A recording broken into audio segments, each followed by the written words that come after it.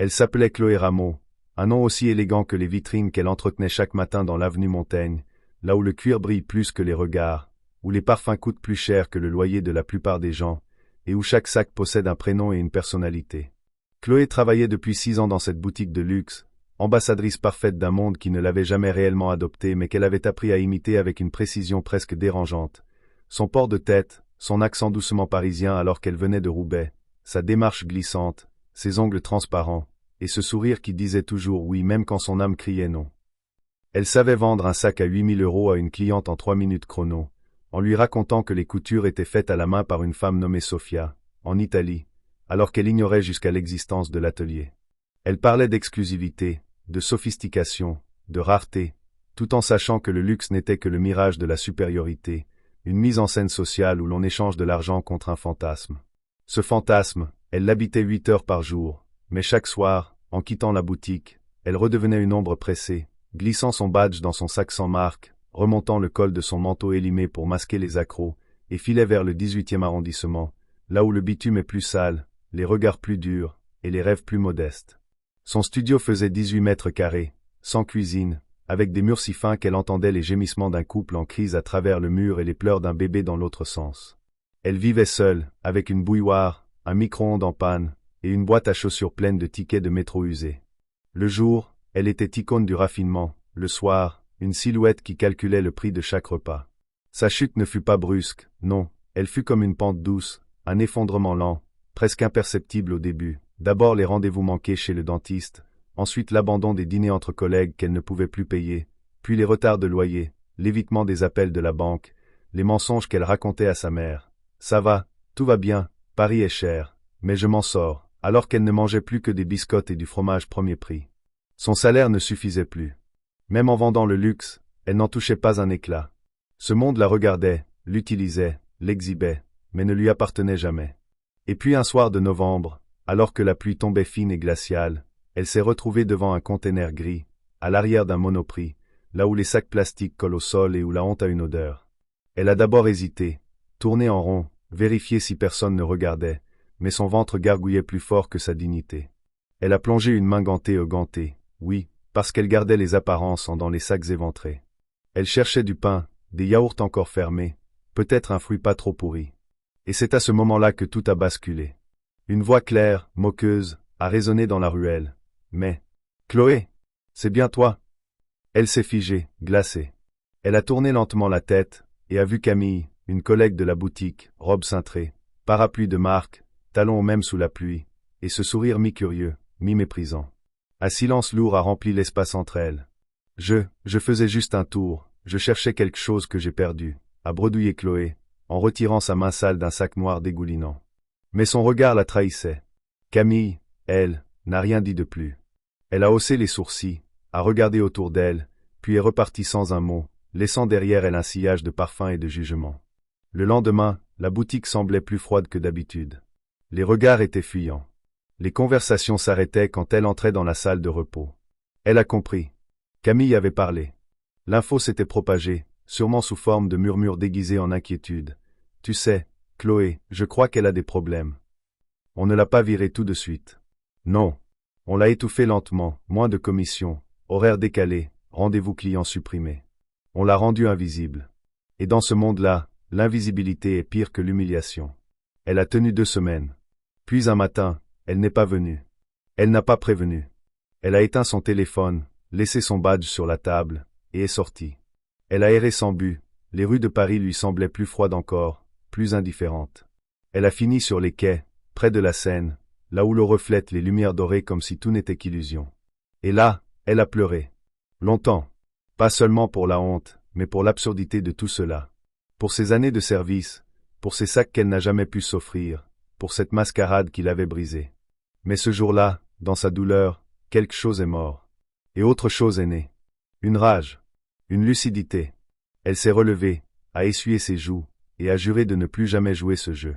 2 mois plus tard, elle lançait une chaîne TikTok anonyme, l'envers du luxe. Elle y racontait les coulisses des grandes marques, les méthodes de manipulation, les prix gonflés, les mensonges. Elle floutait son visage, changeait sa voix, mais son ton était clair, assuré, tranchant. Et ça a marché. Des millions de vues. Des articles. Des invitations à la télé. Elle refusait tout. Elle ne voulait plus jamais appartenir à ce cirque. Elle voulait juste dévoiler la vérité. D'autres vendeurs et vendeuses ont commencé à la contacter, à témoigner. Elle est devenue la voix de ceux qui vendent des rêves sans jamais y croire. Et quelque part, dans un bureau feutré d'une grande maison de couture, quelqu'un a prononcé son nom, avec un pincement de haine. Chloé Ramon, elle nous fait du tort. Mais elle souriait, dans son petit studio devenu havre, avec son thé tiède, et ses vêtements sans marque. Elle n'était plus une vitrine.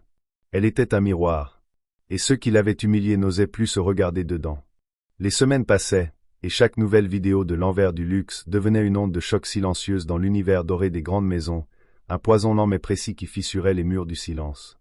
Chloé n'apparaissait jamais à visage découvert, mais sa voix synthétisée or transformée par un logiciel, portait l'empreinte d'une femme qui avait trop vu, trop encaissé, trop tu.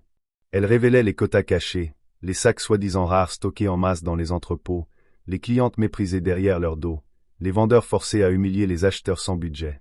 Elle ne parlait pas avec haine, mais avec une froideur clinique, comme une chirurgienne découpant les chairs du mensonge. Et tandis que les vues explosaient, que des journalistes tentaient de la démasquer, que des anciens collègues murmuraient son nom avec un mélange de crainte et de fascination, Chloé, elle, restait recluse, concentrée, méthodique. Elle s'était créée un nouveau monde, une revanche lente et patiente, tissée dans l'ombre.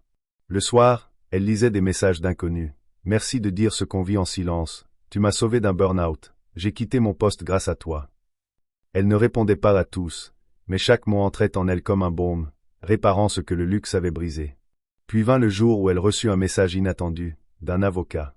Il représentait un groupe de salariés d'une grande marque qui voulait lancer une action collective pour dénoncer les abus internes, harcèlement, objectifs irréalistes, salaires bloqués malgré les chiffres records. Il voulait qu'elle les accompagne, qu'elle devienne leur voix. Elle hésita longtemps. Revenir au front, risquer sa tranquillité, peut-être être enfin identifiée, perdait-elle son anonymat pour une guerre qui n'était pas la sienne? Mais une nuit, alors qu'elle traversait une rue familière, elle passa devant une vitrine de sa vieille boutique.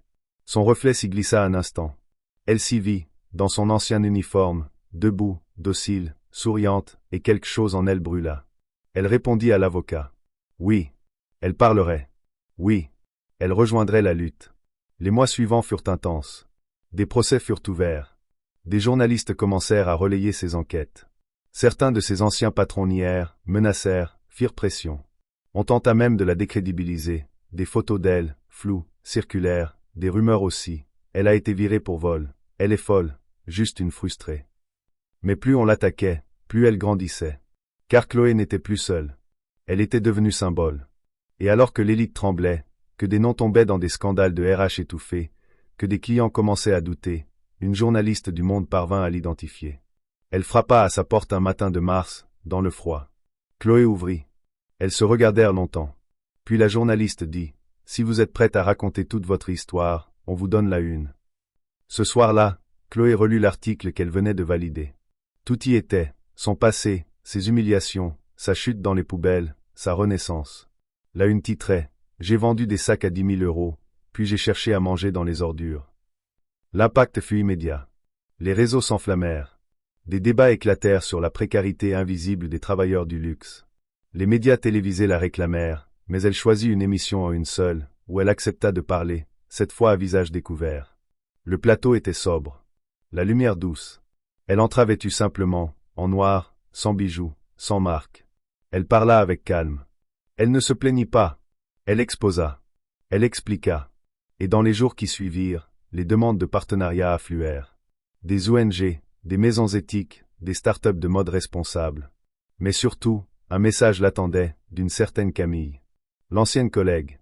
Celle qu'il avait vue près des poubelles. Elle écrivait, « Je crois que je te dois des excuses. Je t'ai jugé, sans comprendre. Je te regarde maintenant avec admiration. » Chloé ne répondit pas. Elle n'en avait plus besoin.